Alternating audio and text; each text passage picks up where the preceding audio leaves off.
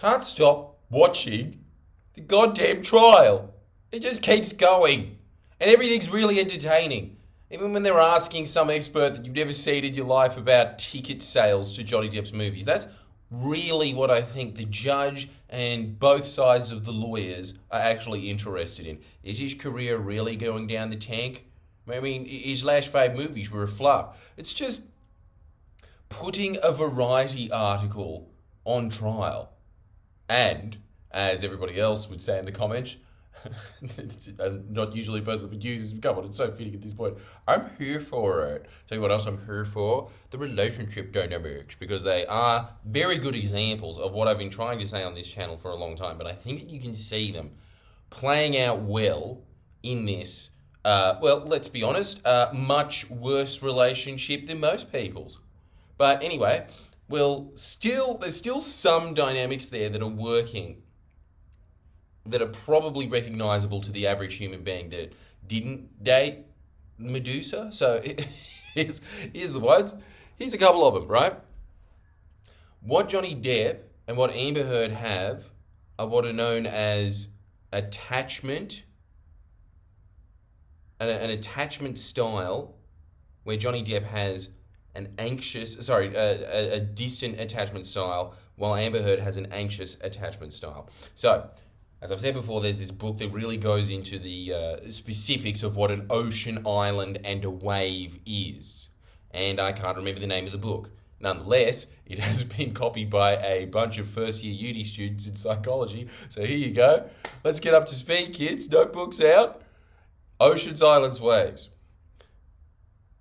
Anchors, islands, waves. I'm not going to do it again. Look.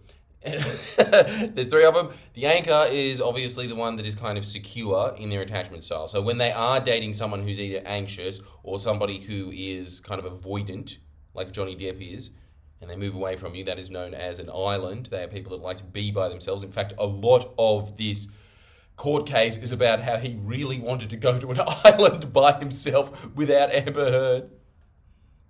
Isn't it amazing that when you have that level of money, it manifests into reality like that?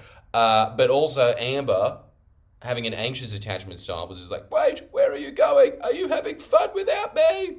What if the Fire Festival too coincidentally happens and this time it works out on that specific island?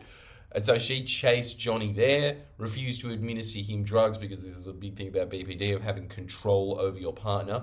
But that's psycho behavior. The part that is very interesting is that you hear in the recordings Johnny Depp always saying, I need my space and I will take it, whether you like it or not.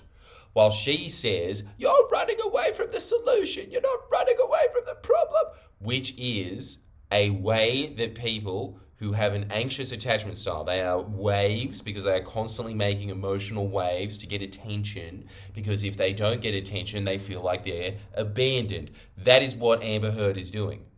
A lot of the drama that she is creating is because she has this idea that she's going to be abandoned by Johnny Depp that is exacerbated by the fact that Johnny Depp has the exact opposite style of attachment to people, which is an island. When things get too intense for him, what does he do? The classic things that islands do. He goes away from the situation, he gets drunk, he takes drugs. These are all insular things. These are all things that you're trying to solve the problem from within. This is what islands do. And disproportionately, men are going to be islands, and disproportionately, women are going to be waves. And the way that women try and solve these problems, I suppose, is actually exacerbating the problem and making it worse. While they're in the heat of the moment, while they identify that there's a problem, they start getting hysterical about it, and that makes the situation obviously a lot worse for someone whose attachment style is an island. As someone who's an island, they're constantly trying to avoid. Their entire life's mission, right? This is the way that they think about things, is avoiding conflict. They want to avoid conflict.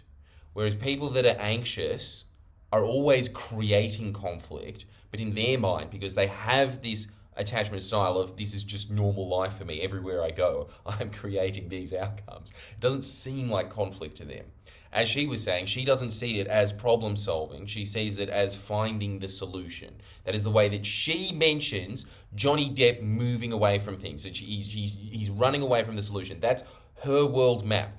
That is how people that have an attachment style that is anxious. That is how they see the world.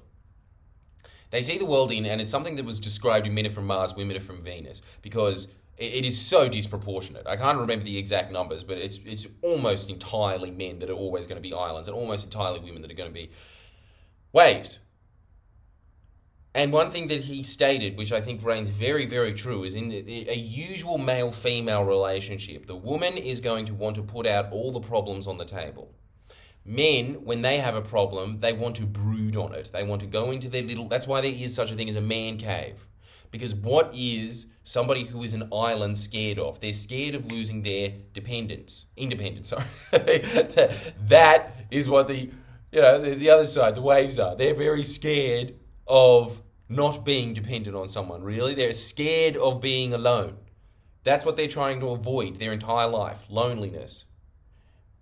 People with that attachment style crave loneliness. People with Johnny Depp's attachment style, they want to be alone. That's how they internalize and solve problems from within, from just being within themselves. And so, usually, because this person sees that as running away, they keep chasing the person that is running away, when ideally what you should be doing is allowing that person to brood for a few months. Really? Well, it depends how egregious the conflict is. If you taped over the last grand final of the 1996 Brisbane Broncos, I'm assuming that they were there. I guess they were kind of big in the 90s. You've taped over that game, that's going to take a few months. And obviously, what you want to be aiming towards in life is to get to that secure mode. But how do you get to that secure mode? Well, I've got lots of tips on Jordan Shanks. If you want to have a relationship style that means that you are going to attract somebody who is also secure and you're going to live happily ever after, I'll tell you the best way to do it is to sign up to Jordan Shanks. I have a lot of relationship advice in there, not just conflict resolution, but it's mostly about becoming the type of person that just naturally attracts those people, as opposed to these people on the other two fringes of the extreme. Obviously, like everything else, the spectrum, as they'd say these days. And, some people are just like, secure with island tendencies, and some people are secure with wave tendencies. That definitely exists, but you, at the very least, want to get to the point where you are secure with one of those two tendencies. You don't want to be on the fringes of these two, because these two always end in failure. If you are an island and you need your independence, every time you do that, you are slowly killing the relationship. It is the same thing with the wave. The wave wears the island down. It erodes it through time. And that's a big part of what you hear. A massive part of the arguments between Johnny Depp and Amber Heard is Johnny Depp constantly trying to design situations in his life where he can avoid the fight that is coming. Amber Heard is like a wildebeest herd running at Johnny Depp. That's what she does.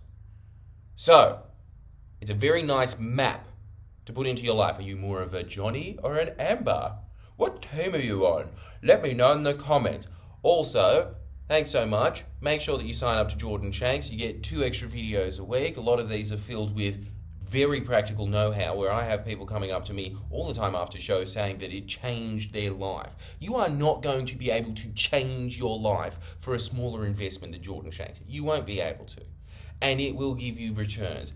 Huge dividends. I have talked to people that have gone after jobs that they never thought that they were capable of going after because they listened to what was on Jordan Shanks. I've listened to people who have become millionaires as they become self-entrepreneurs. I've heard people that have turned their relationships around as a result of the information that's there. Anyway, the link's below. Thanks so much for watching.